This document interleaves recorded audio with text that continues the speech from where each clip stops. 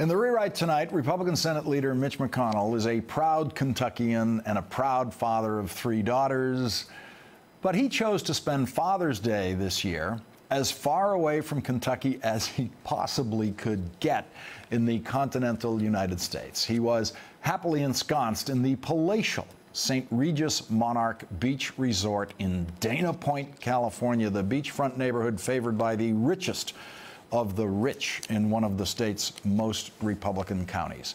He was surrounded by billionaires and mere millionaires at a conference hosted by the billionaire Koch brothers, where conservatives fervently shared their hopes and dreams for America. Mitch McConnell did not have to enlist them in his dream of winning back control of the Senate for Republicans, because the people in attendance have already been heavily contributing money to that effort.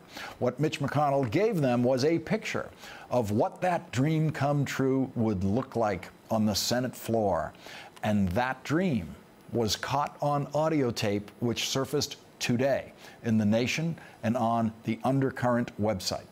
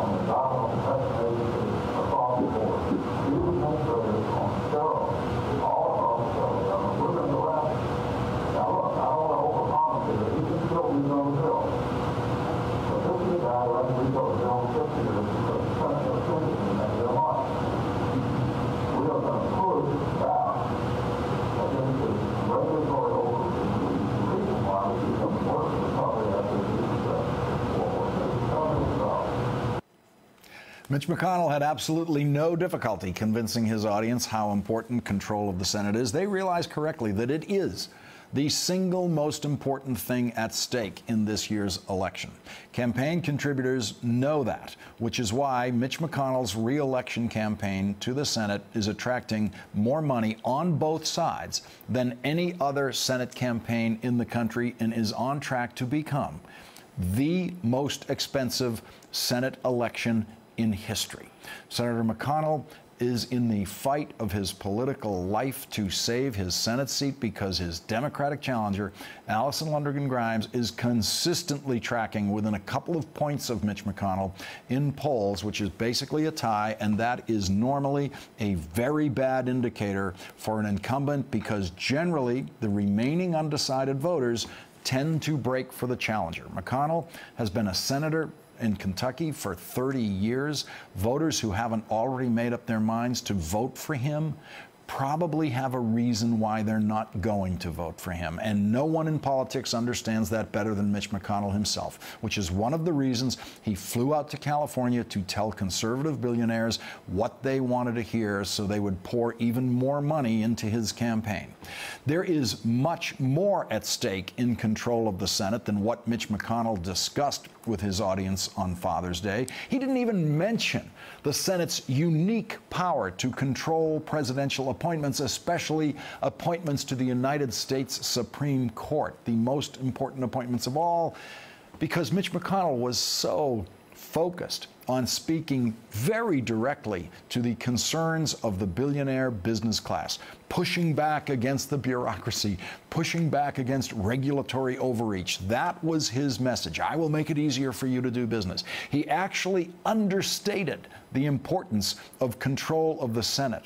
And what he ended up doing is promising that if he becomes the majority leader of the Senate next year, he will make sure that the Mitch McConnell-led United States Senate will accomplish absolutely nothing, because every single thing he actually promised to the billionaires would be vetoed by President Obama if it ever made its way to the White House in the form of a bill passed by both the House and the Senate. Every single thing. The strangest thing that Mitch McConnell said to his audience on Father's Day was this. The worst day of my political life was when president voiced of the voters the same triangle in the law in the early part of this Bush administration. So that was the worst day of Mitch McConnell's political life. Not the day that Bill Clinton signed what was then the biggest tax increase in history into law. Not the day that Mitch McConnell had to bend to President Obama's will and himself vote for an increase in the top income tax brackets. And not the day when he realized that there were no weapons of mass destruction in Iraq after he voted for an exploratory war in Iraq to find the non-existent weapons of mass destruction. No. The worst day of Mitch McConnell's political life was when a campaign finance bill became a law, a largely ineffectual law with the unrealized aspiration of controlling money in politics. And since the passage of that ineffectual law, money has flowed into politics in greater and greater amounts, and Mitch McConnell found himself right in the middle of the current of that powerful flow of money in Republican politics when he said that the worst day of his political life was when a campaign finance bill became a law. Jonathan Hurst, Alison London Grimes' campaign manager, told the Courier-Journal today that such a statement is outrageous. There have been many bad days this country has had over the last 30 years, and he's saying that's the worst day of his career. The worst day of Mitch McConnell's political career might turn out to be on November 4th, 2014, when Kentucky voters will choose between Mitch McConnell and Alison London Grimes.